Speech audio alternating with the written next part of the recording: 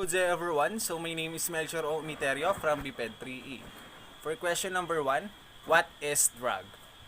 Drug is a chemicals that alter the mental or physical state of a person. They can have an impact on how your brain functions, how you feel and behave, as well as your comprehension and perceptions. This makes them unpredictable and dangerous, particularly to children and teenagers. The effects of drugs vary from person to person and substance to drug. Question number 2, in what way do drugs affect health? Drugs abuse and addiction can have a negative impact on practically all of your body systems. You are undoubtedly aware that drugs have an impact on emotions, judgment, making learning and memory, and of course cancer, heart illness, mental disorders, and infectious diseases like including HIV, hepatitis, tuberculosis, so on and so forth can all be caused or worsened by them. Some of these side effects occur when medications are taken in large quantities or for long periods of time, while others might happen after just one use. Question number 3, explain the difference between non-prescription and prescription drugs. When we say prescription, pharmaceuticals are those that the FDA or Food and Drugs Administration has determined are safe and effective for use without a doctor's prescription, while non-prescriptions or OTC drugs are those that the FDA has determined are safe and effective for use without a doctor's prescriptions, like vitamins, minerals, herbs, supplements, and certain drugs are examples of over-the-counter medicines that are safe and effective provided patients follow the guidelines on the label or those given to them by their healthcare provider. Question number 4, why marijuana inhaling chemicals should be avoided? Marijuana smoke or vapor contains many of the same hazardous chemicals as tobacco smoke. Furthermore, because marijuana usage can involve deep inhalations and protracted breath holding, marijuana inhalations may deposit even more toxins in the lungs than cigarette inhalations. This means that smoking marijuana can make breathing difficulties worse for some people, especially those who already have a lung problems. We advise against smoking marijuana to anyone, especially those who have a lung illness such as COPD or asthma.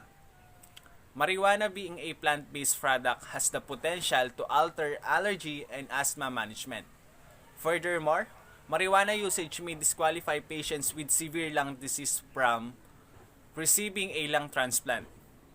Some marijuana smoking methods may expose you to tobacco smoke or other substances that are damaging to the lungs.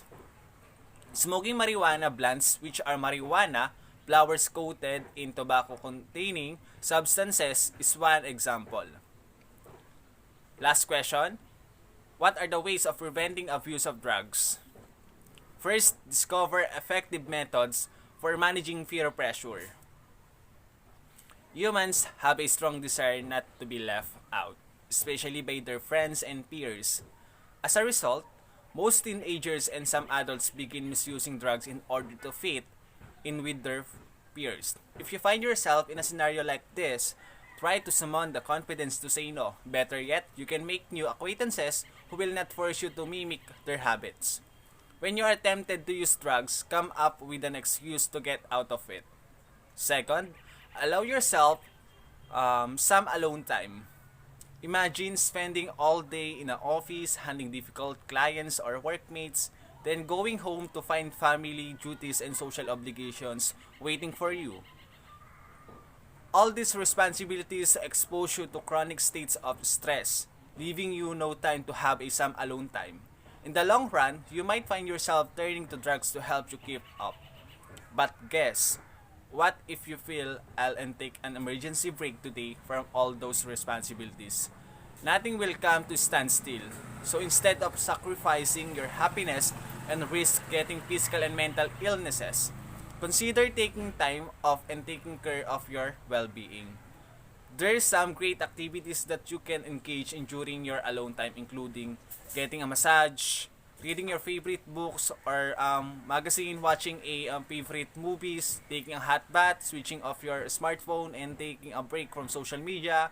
Taking some time off and may seem like a hard things to do, but it goes a long way to preventing drug abuse. And lastly, Choose your circle of friends carefully. Making friendships plays a major role in your overall health and well-being. However, you need to choose your friends wisely as socializing with the wrong crowd can easily lure into drugs abuse. Make sure hang out with people who show you love and support and discourage you from attempting substance abuse.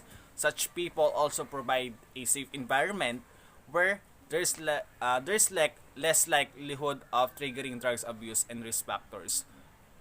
So that's all. Thank you and God bless everyone.